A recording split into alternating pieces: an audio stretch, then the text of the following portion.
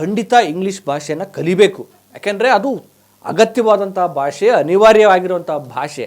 ಹಂಗಂತೇಳಿ ಕನ್ನಡವನ್ನು ಮರಿಬೇಕು ಅಂತಲ್ಲ. ಕನ್ನಡ ಮಾಧ್ಯಮದಲ್ಲಿಯೇ ಇಂಗ್ಲೀಷ್ ಭಾಷೆಯನ್ನು ಕಲಿಯೋ ರೀತಿ ವ್ಯವಸ್ಥೆ ಮಾಡಬೇಕು ನೀವು.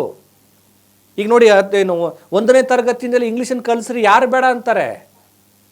ಅವನು 10ನೇ ತರಗತಿ ಬರೋ ಅಷ್ಟರಲ್ಲಿ ಇಂಗ್ಲೀಷು ಮತ್ತು ಕನ್ನಡ 2 ಭಾಷೆಯಲ್ಲೂ ಪ್ರಬಂಧ ಬರೆಯೋ ಸಾಮರ್ಥ್ಯವನ್ನು ನೀವು ರೂಪಿಸ್ಬೇಕಲ್ಲ. ನೀವು ಪ್ರತ್ಯೇಕವಾಗಿ ಒಂದು ಮಾಧ್ಯಮ ಅಂತ ಮಾಡಿದಾಗ ಕನ್ನಡದ ಗತಿ ಏನು ಸ್ವಾಮಿ? ನಮಗೆ ಉದ್ಯೋಗ ಸಿಗಲ್ಲ, ನಮಗೆ ಸಮಾಜದಲ್ಲಿ ಒಂದು ಗೌರವ ಸಿಗಲ್ಲ, ನಾವು ಇಂಗ್ಲೀಷ್ ಕಲಿಬೇಕು. ಖಂಡಿತ ಕಲಿಸೋಣ.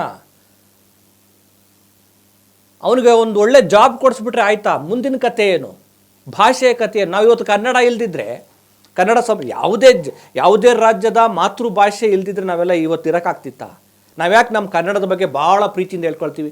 ಕಾವೇರಿಯಿಂದ ಗೋದಾವರಿವರೆಗೆ ಇದ್ದ ನಾಡೋಳು ಅಂತ ಹೇಳ್ತೀವಲ್ಲ ನಾವು. ಅದಕ್ಕೂ ವಿಸ್ತಾರತೆಯನ್ನು ಪಡ್ಕೊಂಡಿತ್ತು ನಮ್ಮ ದೇಶ, ನಮ್ಮ ಭಾಷೆ ಅಂತ ನಾವು ಯಾಕೆ ಹೇಳ್ತೀವಿ ಹೆಮ್ಮೆಯಿಂದ? ನಮಗೊಂದು ಇತಿಹಾಸ ಇದೆ.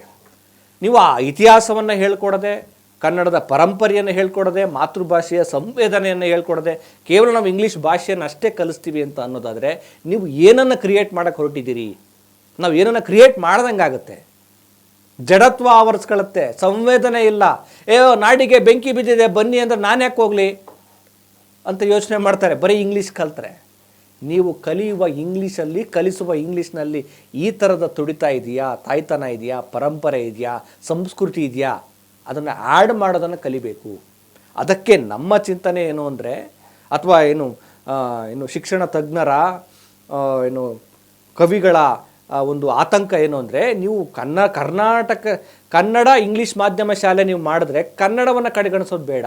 ಅದರ ಬದಲಾಗಿ ಕನ್ನಡ ಮಾಧ್ಯಮದಲ್ಲಿಯೇ ಇಂಗ್ಲೀಷನ್ನು ಒಂದು ಭಾಷೆಯಾಗಿ, ಅದು ಪರಿಣಾಮಕಾರಿಯಾಗಿ ಕಲಿಸುವ ನಿಟ್ಟಿನಲ್ಲಿ, ಸುಮ್ಮನೆ ಕಾಟಾಚಾರಕ್ಕೆ ಮಾಡೋದಲ್ಲ. ಅವನು ಕನ್ನಡವನ್ನು ಪ್ರಭುತ್ವವಾಗಿ ಕಲಿಯಬೇಕು. ಭಾಷೆ ಕನ್ನಡದ ಪ್ರಭುತ್ವವೂ ಇರಬೇಕು, ಇಂಗ್ಲೀಷ್ ಪ್ರಭುತ್ವವೂ ಇರಬೇಕು. ಆ ನಿಟ್ಟಿನಲ್ಲಿ ಕಲಿಸುವ ಪರಿಣಾಮಕಾರಿಯಾದಂಥ ವ್ಯವಸ್ಥೆಯನ್ನು ಮಾಡಿದ್ರೆ ಒಳ್ಳೆ ಕೆಲಸ ಆಗುತ್ತೆ. ಕೇವಲ ನೀವು ಕನ್ನಡದ ಮಾಧ್ಯಮ ಸರ್ಕಾರಿ ವ್ಯವಸ್ಥೆಯಲ್ಲಿ ನಾವು ಇಂಗ್ಲೀಷ್ ಮಾಧ್ಯಮ ಮಾಡ್ತೇವೆ ಅಂಥೇಳಿ ಮಾಡಿದ್ರೆ ಯಾವ ಉಪಯೋಗವೂ ಕೂಡ ಆಗಲ್ಲ ಅನ್ನುವಂಥ ಚರ್ಚೆ ನಡೀತಾ ಇದೆ. ಹಂಗೆ ಅನಿಸುತ್ತೆ ನಮಗೆ. ಸರ್ಕಾರ ಈ ನಿಟ್ಟಿನಲ್ಲಿ ಯೋಚನೆ ಮಾಡಬೇಕಾಗತ್ತೆ. ಕೇವಲ ಜನರಿಗೆ ಉದ್ಯೋಗ ಕಲ್ಪಿಸ್ಕೊಡ್ಬೇಕು, ಅವ್ರಿಗೆ ಒಂದು ಸಮಾಜದ ಒಳ್ಳೆಯ ಸ್ಥಾನಮಾನ ಬರಬೇಕು ಅಂಥೇಳಿ ನೀವು ಬರೀ ಇಂಗ್ಲೀಷನ್ನೇ ಕಲಿಸ್ತಾ ಹೋದರೆ, ಕನ್ನಡವನ್ನು ಕಡೆಗಣಿಸಿದ್ರೆ ದೊಡ್ಡ ಅನ್ಯಾಯ ಆಗುತ್ತೆ. ನಾವೇನೋ ಅಂದರೆ ಕನ್ನಡ ಮಾಧ್ಯಮದಲ್ಲಿಯೇ ಇಂಗ್ಲೀಷನ್ನು ಕಲಿಸಿ, ಕನ್ನಡ ಜೊತೆ ಇಂಗ್ಲೀಷನ್ನು ಕಲಿಬೇಕು. ಅವರು 2 ಭಾಷೆಗಳನ್ನು ಏಕಕಾಲಕ್ಕೆ ಪರಿಣಾಮಕಾರಿಯಾಗಿ ಅತ್ಯಂತ ಕೌಶಲ್ಯ ರೀತಿಯಲ್ಲಿ ಕಲಿಸುವ ಕೆಲಸಗಳಾದಾಗ ಒಳ್ಳೆಯ ಪ್ರಯೋಜನ ಆಗತ್ತೆ. ಚಿಂತಕರು, ತಜ್ಞರು ಹೇಳ್ತಾರೆ, ಯಾರು ಮಾತೃಭಾಷೆಯಲ್ಲಿ ಎಜುಕೇಷನ್ ಮಾಡಿರ್ತಾರೆ ಅವರು ದೊಡ್ಡ ಸಾಧನೆಗಳನ್ನ ಮಾಡ್ತಾರೆ.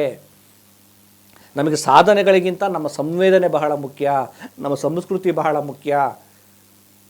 ನಮ್ಮ ಭಾಷೆಯ ಅಂಬೋಣ ಏನೋ ಒಂದು ಇದೆಯಲ್ಲ, ಒಳಗಡೆ ಆಂತರ್ಯದ ವಿವೇಕ ಇದೆಯಲ್ಲ, ಆ ವಿವೇಕ ನಾವು ಹೇಳ್ಕೊಡದೆ ಬರೀ ಇಂಗ್ಲೀಷನ್ನ ಹೇಳ್ಕೊಟ್ಬಿಟ್ಟು ಅವನಿಗೊಂದು ಉದ್ಯೋಗನೋ ಇನ್ನೇನೋ ಮಾಡ್ಕೊಡೋದಕ್ಕೆ ಮಾಡಿಬಿಟ್ರೆ ನಾವು ಏನು ಕ್ರಿಯೇಟ್ ಮಾಡ್ತೀವಿ? ನೀಲಗಿರಿ ತೋಪುಗಳನ್ನ ಕ್ರಿಯೇಟ್ ಮಾಡ್ದಂಗೆ ಆಗುತ್ತೆ. ಈ ವಿಚಾರದ ಬಗ್ಗೆಯೂ ಕೂಡ ಪ್ರಭುತ್ವಗಳಿಗೆ, ಸರ್ಕಾರಗಳಿಗೆ, ಚಿಂತಕರುಗಳಿಗೆ, ಏನು ಈ ಆಡಳಿತ ನಡೆಸೋರಿಗೆ ಯೋಚನೆ ಬರಲಿ, ಈ ಸಂವೇದನೆ ಕೂಡ ಇರಲಿ ಅಂತ ಹೇಳ್ತಾ ಚರ್ಚೆನ ಇಲ್ಲಿಗೆ ನಿಲ್ಲಿಸ್ತಾ ಇದ್ದೀನಿ. ನಮಸ್ಕಾರ.